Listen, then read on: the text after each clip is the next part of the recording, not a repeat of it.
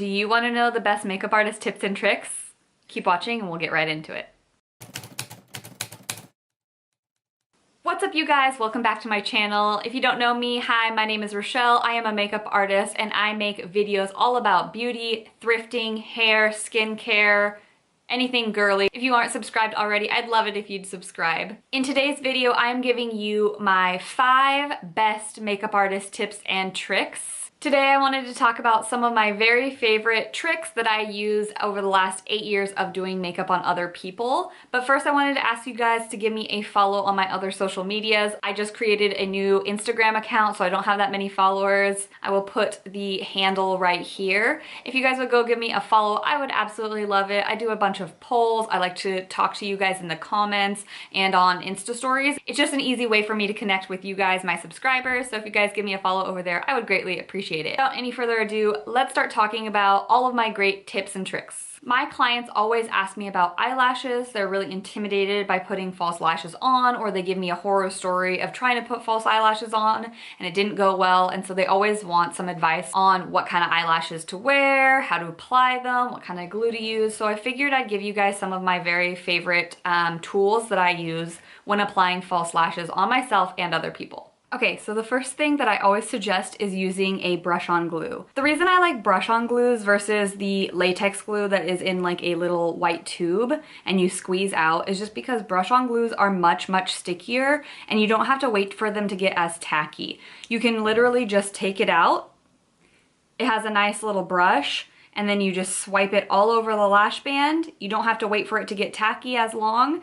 And then you just set it right on top of the eye. It's also really great because it is very sticky, unlike the latex glue. Once that comes off, it doesn't re-stick down. This stuff stays very sticky until you remove your eyelashes at the end of the day. So I just think it's easier to use for first-time eyelash wearers. And it's also waterproof. Whenever I am doing bridal makeup or anyone that I know might be crying, anything like that, I like to use this type of glue just because it is foolproof, it's very durable, and it's water resistant. I definitely suggest using a brush-on glue. And my big key is some eyelash tweezers. These are the eyelash tweezer style that I like the most. They look really funky. The great thing about these tweezers is that you can grab the lash and set it in the middle of the eye. But my very favorite secret trick with eyelashes, just going to get really close to the camera, is once you have your mascara on and you put the eyelash on top, you actually can go really close to the base of the lashes and squeeze the fake lashes in with your real lashes, and it almost just sandwiches them together as one. Whereas sometimes if you don't use a tweezer like this, they sit on top of each other and your lashes might be going in a different direction than the falsies. This really helps to just keep them stuck nice and together and look like one, which also makes eyelashes look much more natural.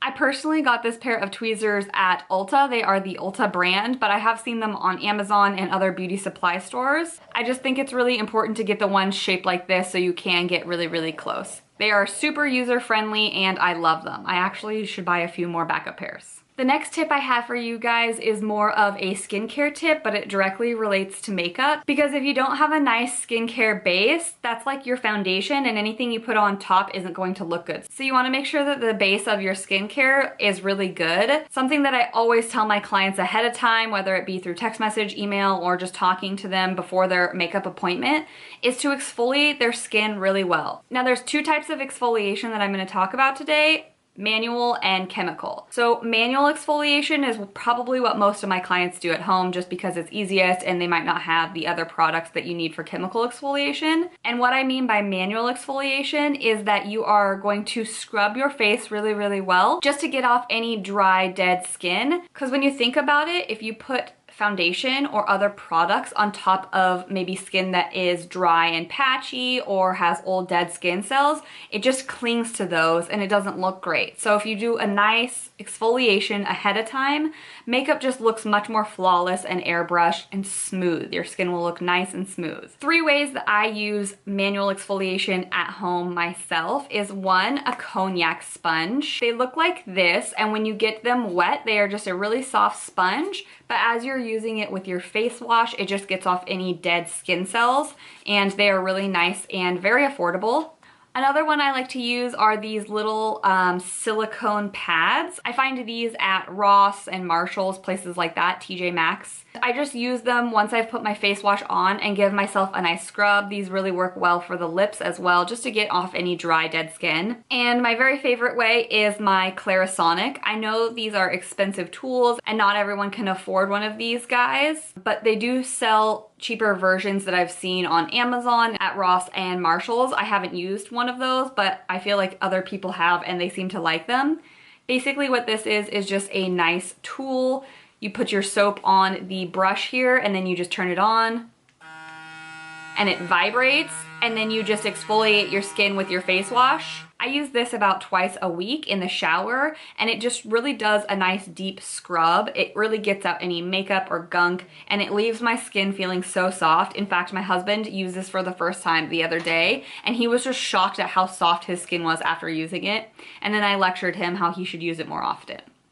And then these are two of the chemical exfoliation products that I wanted to talk about. First, I'll do this one. This is the Pixi Glow Tonic. It has 5% glycolic acid, which is an exfoliator, and it just removes dry, dead skin. You can find Pixi at Target. I use this almost every day when I wash my face and then I'm getting ready to tone my skin, especially on my chin and like cheek area. It is very easy to use. It smells great. It doesn't irritate my sensitive skin. And so I absolutely love this product. But this product is my all-time favorite. This is the Sexapeel, an instant exfoliation spray, and it is by Sonia Roselli. She is a famous makeup artist and absolute genius. She has a whole skincare line that's outstanding.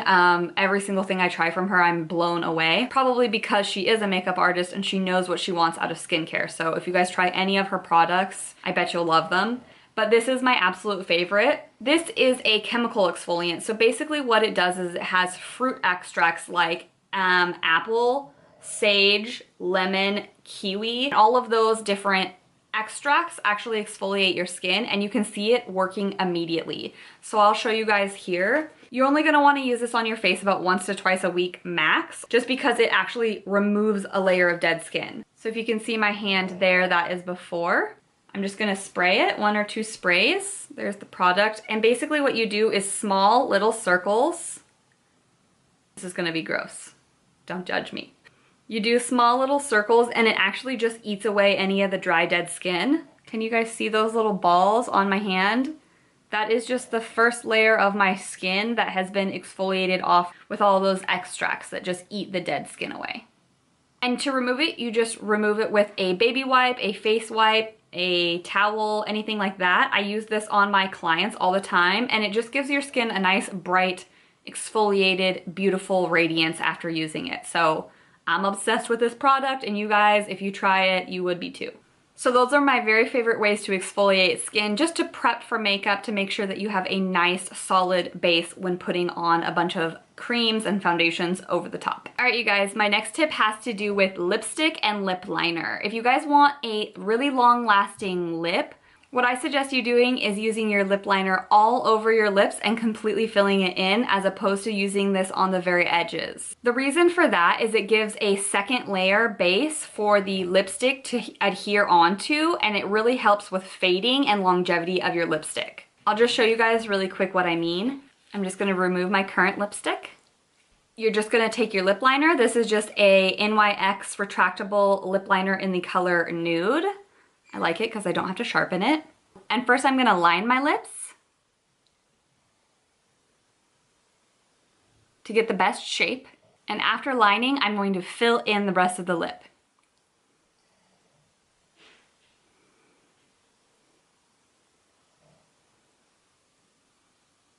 Honestly, you can wear a lip liner as a lip color and just fill in the whole lip all the way. But what I normally do on clients is fill it in all the way and then grab your lipstick and go right over the top. This is just really gonna help the longevity of your lipstick because you've layered those two different really long-lasting formulas on top of each other. So it's really gonna stay longer and you're not gonna have to touch up as much. Try it and let me know if it works for you guys. All right, you guys, my next trick has to do with setting sprays. I know that so many people know about setting sprays, makeup sprays, facial sprays, but a lot of people don't know why they're so useful. What I like to use a setting spray for is to really make the skin look skin-like. Once you have put so many products in layers on top of each other, your skin starts to look cakey, sometimes you get a little bit powdery, and it doesn't look skin-like. So what you want to use a setting spray for is to just sandwich all those layers back together. If you think about it, you've put on foundation, you've put on concealer, you've put on setting powder, you've put on bronzer, maybe you put on a highlight. That's a lot of different layers on top of each other, and it starts to not look like skin anymore. So what you use a makeup setting spray or a facial spray for is to just melt all of those different layers back together. At the very, very end of all makeup applications, I always do a nice mist, and then I just press it into the skin either with a beauty blender or a brush. A few of my very favorite makeup setting sprays at the moment are one, this Morphe Continuous Setting Mist. I don't necessarily notice that this helps the longevity of makeup, but it definitely helps all of those powders just get wet and sink into your skin. It just makes the makeup look like a skin-like finish. I also really like this one because it is an aerosol, so it just keeps continuously spraying, like the name insinuates. It also smells really great. So I absolutely love that one. If you are looking for a setting spray that helps with the longevity of makeup and not breaking down, not melting in heat, or just everyday occurrences, I noticed that this Inglot Makeup Fixer really, really helps makeup stay in place and not break down. And it also does help with the skin-like finish. So this one is absolutely amazing. You can find Inglot at Macy's. This is what I like to use in my bridal makeup kit so that the longevity of the bride's makeup stays all day. Or if you want a really nice glow to the skin, this Catrice Prime and Fine Dewy Glow Fixing Spray is absolutely stunning. It has really small pearlescent particles in there, so you have to make sure to give it a really, really good shake before spraying this all over, or else you'll just have like spatters of glitter all over your face. But when shaking this up and spraying, it just makes your skin look nice and glowy and hydrated. I highly recommend any of these 3 setting sprays along with other setting sprays if you just want to make sure that your skin doesn't look too makeup-y and it looks like skin. And my last and final tip is using cream products on mature skin. Anytime you use powders on any skin that has fine lines and wrinkles, those powders just really settle into those fine lines and wrinkles. So using cream products really just brings life back into the skin. It looks hydrated and it makes your skin look a lot younger. So anytime anyone is over the age of like 30 or so, I really just like to powder in select areas that need it, that get oily, maybe the nose and T-zone, depending on the person, and use mostly creams for any kind of color back into the face, like bronzer, blush, highlight, anything like that. Some of my favorite cream products for bronzer is just this Sonia Kashuk cream bronzer, or a foundation stick in a darker color. This is the Colourpop No Filter Stick,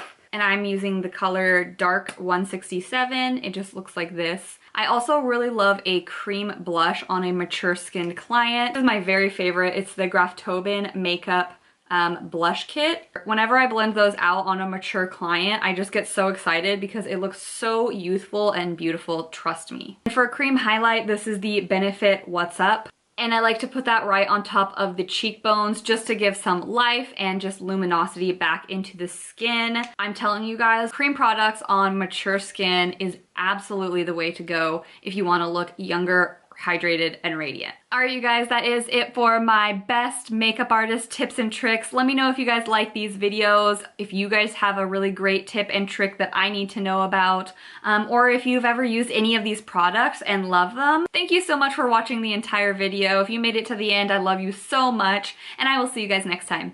Bye!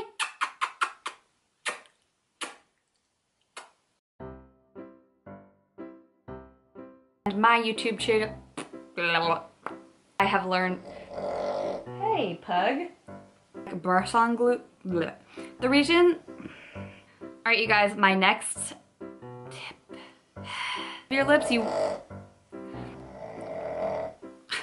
right you guys, my next trick has to do, so dramatic. Well, I like to eat, glowing skin, Tegan, of a